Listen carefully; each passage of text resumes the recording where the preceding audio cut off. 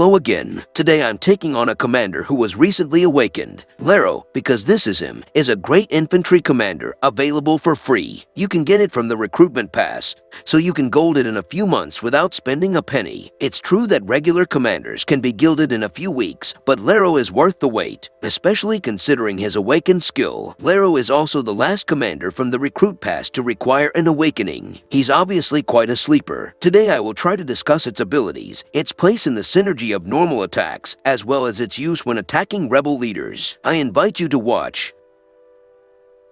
But who exactly is Lareo? He is simultaneously associated with the bearded priests of Norvos, the Call of V's Dothraki, and the Golden Company. How? Well, Lareo was the best warrior of the bearded priests, but he was ordered to lose the fight against the Dothraki army. He did not die then, but was taken prisoner and had his beard cut off. The beard, for the bearded priests, was a symbol of faith. Having lost his faith, Lareo, with his axe betrothed to him, cut his way out of V's Dothraki, the only one to do so. While wandering around Essos, he encountered the Golden Company, which he joined. They appreciated his battle skills and allowed him to train the novices. Thanks to this, Lareo could grow a beard again and find peace after years of torment and wandering. Lareo's army stats are loosely related to the infantry, but are willingly used by them. They increase the attack of infantry while reducing the health of enemy spearmen and the opponent's total defense. These values are not high, but for a commander that I have not yet raised to the 3rd level of awakening, they look quite decent. Just as a reminder, at the 3rd level all these parameters will gain 60% of their value. Together with the maximum use of books, this will provide solid values that you will see in the video. Lareo has guard stats focused on defending and weakening the enemy. Even though rebel leaders don't heal, he is a great choice there because he can reduce rage by 300 points, but this only works on archer leaders. However, his 3rd ability, called Fearless Valor, works on any opponent. If Lareo's health drops below 40%, each attack reduces the opponent's attack for 90 seconds. That is, to be honest, until the end of the fight. I don't need to emphasize how important this is in commander clashes, right?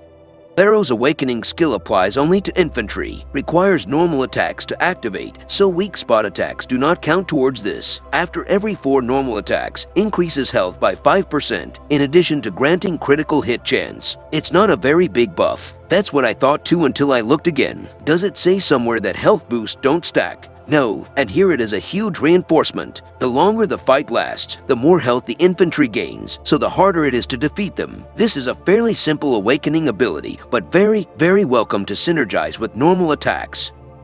As for the synergy of regular attacks, maybe I should say bleed synergy. Technically it fits both, and it does not require huge financial outlays because the 2 main commanders are lower class elites, namely Rhea and Sonara. Lareo's awakening ability says that after 4 normal attacks there is a chance of a critical hit. A chance, not a certainty. To increase the chance of a critical hit, for the time being, you can only increase the number of normal attacks, and Sonara can help with this. Her awakening ability gives you a chance to repeat a normal attack, i.e., in very favorable circumstances, and with her weapon, it is possible to attack 4 times in just 1 second of the battle. But what does Rhea have to do with it? Well, her awakening ability applies bleed with each critical hit. That is, the more attacks, the more chances for a critical hit, and a critical hit equals bleed. Sea of Blood. Maybe Lareo should have been the captain of the ship, not Drake.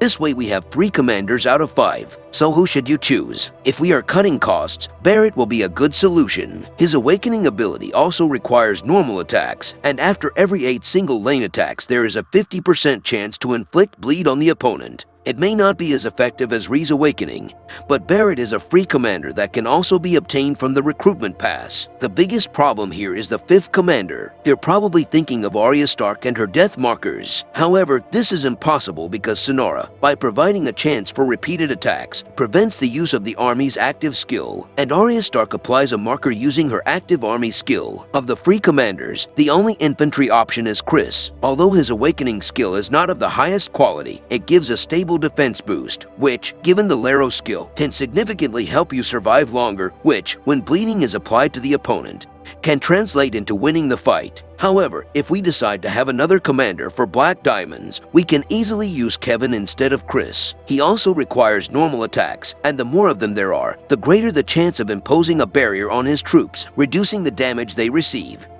What other commanders are worth keeping an eye on? Of course, Sandor Clegane. Daron can also strengthen the army, as well as, of course, the most welcome Jon Snow. Why, Jon Snow, at the beginning of the battle, gives a reduction in damage taken. Additionally, it grants a 20% critical hit chance for 25 seconds. This is a huge buff to Rhys, and a great use of Sonara's abilities. Eternal Bleeding, a wound that doesn't heal. Sounds good, right? Sandor, on the other hand, requires a whopping 40 normal attacks. He then uses his ability to deal massive damage and also applies the bleeding status. This is also a great support for Sonara's abilities, but it doesn't have much synergy for Lareo. Last on the list is Daron. However, his awakening skill is quite interesting in terms of bleeding itself, as when activated requiring 50 normal attacks, he uses his ability. Then if the target has the bleeding effect, he deals additional damage. This is great support for Sonara and Rhys. However, with all the legendary 3, Lareo looks modest with his 5% health and critical hit chance.